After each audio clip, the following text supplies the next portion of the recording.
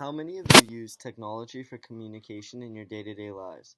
And of you, which I'm guessing is all of you, know that this form of communication is actually sacrificing the potential that you have in forming your skills in the area of communication. Technology is in each and every one of your lives, no matter if you want it to be or not.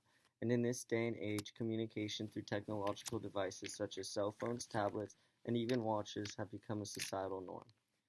I'm Jacob Haber, and I'm doing my presentation on how social communication in a technology-driven society has created this so-called communication effectivity gap that we are all facing. Technological advances have allowed the devices we have in our day-to-day lives to have access to so many forms of communication, whether it be texting, social media, and so forth, to create a gap in our in-person communication skills since we are becoming more reliant on conversing through our devices. We live in a technology-driven world where communication tools are literally at our fingertips. Accessibility and speed in which we can talk to one another has never been faster, though this speed and accessibility is actually minimizing the amount of substance one gets from conversation. Face-to-face conversations allow people to show emotions, something that conversing over devices cannot offer. This also causes a miscommunication due to the simple fact that you can't see the facial expressions and tone of voice of the person, which is what leads to the true meaning of the conversation. When you are reading a text, you may manipulate the meaning of what the other person is trying to get across, affecting the outcome of the conversation. The things that I'm going to cover in this presentation is the importance of face-to-face communication, the communication effectivity gap and how it was created, and lastly, the important difference between effective and efficient communication. My research article was Social Communication in a Technology-Driven Society by Donovan A. McFarlane. McFarlane goes on into research about the communication effectivity gap and how it was widening each generation due to the advances in technology consuming our society. The communication effectivity gap is which is created due to the increasing desire for communicating with speed and efficiency rather than the effectiveness and quality in which you gain from a face-to-face conversation. Some terms that relate to this in your book can be found in Chapter 1, which is communication, which you should all know is the process of acting on info and becoming a competent communicator, which is making goals realized by communicating them well to others.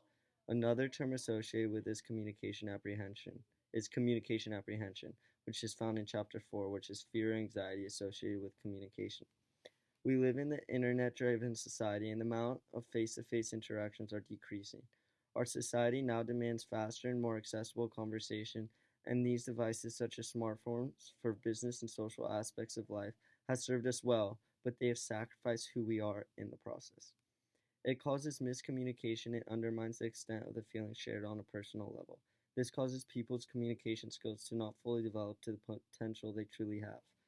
In the article, the hypothesis was, does the technology-driven society in which we live in today cause the communication skills to not develop to one's potential, causing the communication effectivity gap? The findings show that technology does indeed cause a communication gap in which we are all facing and is widening in the upcoming generations. People are constantly communicating through these devices, causing these face-to-face conversations to be less common, so that people are not developing the interactive personal skills needed to reach their potential in this area of their life. We learn to communicate effectively through trial and error. If people can hide behind the safety of their devices, thinking of the best possible answer, it is demoting the skills needed to actually converse when in person. I know that I have sacrificed communication skills in my life due to the fact that I can hide behind my phone. Now that I live away from home, most of the conversations with my mom have been over text, especially when we are in a fight or angry at each other. This has allowed me to sway the conversation, almost manipulate it in order for it to go my way. And if not, I have the option of not responding, which never goes well if you're face to face. Now, when I do go home, since I haven't practiced these communication skills in our relationship, the skills I've used are lacked now. Instead of always talking out our problems as we used to and finding a proper solution, we have more fights, and these skills needed to resolve it are harder to surface. After diving into this article, I found how truly important it is to develop your communication skills, and if you have the choice to have a face-to-face conversation over a device, it will serve you for the current situation and for the future.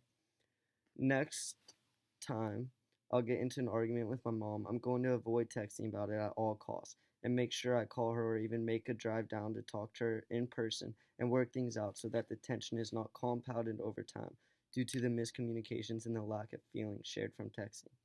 We do live in this technology driven world where communication tools are at our fingertips.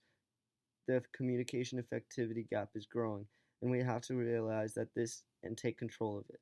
These devices have allowed us to grow in so many different ways, but we also have to know that we can't hide behind them, and we have to realize how important it is to talk to one another in person. The skills will never develop if they are never used, just like the skills I lacked with the relationship with my mom. We need to open our eyes and realize how important it is to communicate to one another in the real in person conversation rather than hiding behind our devices like we do each and every day.